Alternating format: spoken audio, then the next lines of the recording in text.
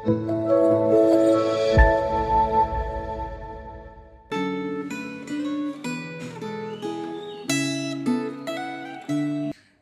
Bapak Ibu Saudara sekalian, pada hari ini tanggal 17 Desember, kembali bersama dengan saya, kita akan merenungkan firman Tuhan. Tapi sebelum itu mari kita berdoa memohon pertolongan Tuhan. Tuhan, kami bersyukur ada kesempatan sekali lagi untuk kami boleh merenungkan firman-Mu.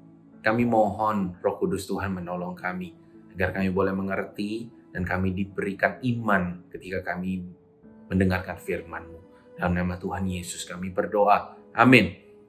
Bapak Ibu Saudara, hari ini kita sudah masuk dalam kitab Yesaya pasal yang ke-61. Ada 11 ayat di sini. Bapak Ibu Saudara bisa baca secara penuh di dalam pembacaan Alkitab secara pribadi. Izinkan saya membacakan ayat yang pertama saja untuk kita semua. Roh Tuhan Allah ada padaku, oleh karena Tuhan telah mengurapi aku.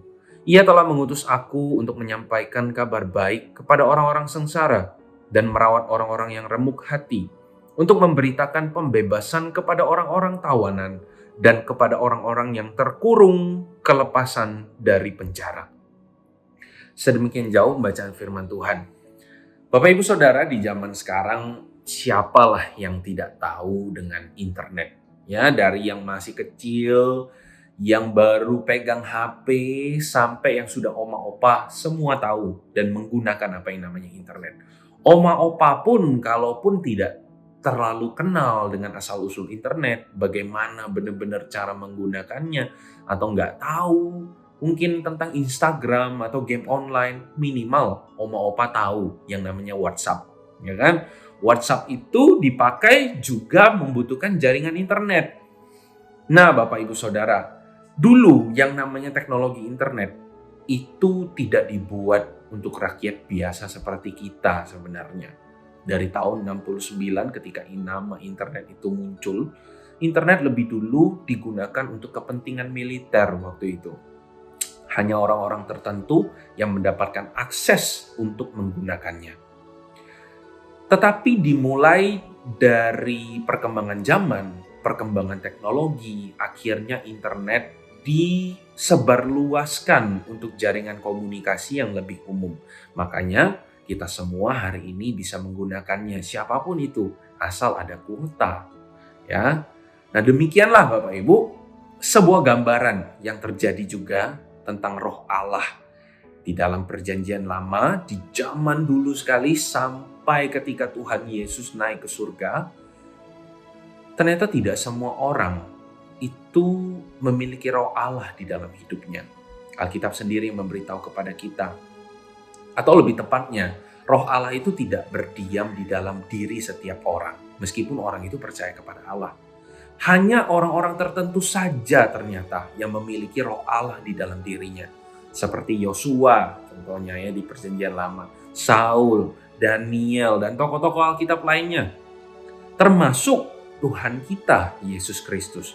Tuhan Yesus itu menjadi salah satu contoh atau tokoh di dalam Alkitab yang dikatakan hidupnya itu dipenuhi oleh Roh Allah. Nah, dalam Perjanjian Baru, Roh Allah ini lebih dikenal dengan nama Roh Kudus. Tuhan Yesus sendiri yang mengatakannya ya di dalam kisah yang ada di dalam Injil Lukas. Ayat yang kita baca barusan, Yesaya 61 ayat yang pertama, Tuhan Yesus pernah membacakannya di depan banyak orang, di bait, bukan di bait Allah ya, di rumah ibadah yang ada di Nazaret waktu itu. Nah, Tuhan Yesus setelah membacakan ayat pasal 61 ayat yang pertama ini, setelah itu Tuhan Yesus berkata, pada hari ini genaplah nas ini ketika kamu mendengarkannya. Seperti Tuhan Yesus itu mendeklarasikan di depan banyak orang bahwa di dalam diriku itu ada Roh Allah. Bahwa diriku itu adalah orang yang diurapi oleh Allah. Seperti Tuhan Yesus itu kasih tahu ke mereka bahwa aku inilah Kristus. Nah, Bapak Ibu Saudara, memang betul orang-orang waktu itu kan bingung, ada juga yang marah. Tetapi bagi setiap kita yang hari ini sudah membaca Alkitab secara full, kita sudah tahu. Karena memang Tuhan Yesus semasa hidupnya memang disertai oleh Roh Kudus. Memang di dalam diri Tuhan itu ada Roh Kudus. Roh Kuduslah yang menyertai dalam setiap pelayanan Tuhan Yesus semasa dia hidup. Nah, tetapi sampai ketika Tuhan Yesus naik ke surga, ternyata sesuai dengan janjinya Tuhan. Dia katakan, ketika aku naik, ketika aku meninggalkan kalian semua, aku tidak akan membiarkan engkau menjadi yatim piatu.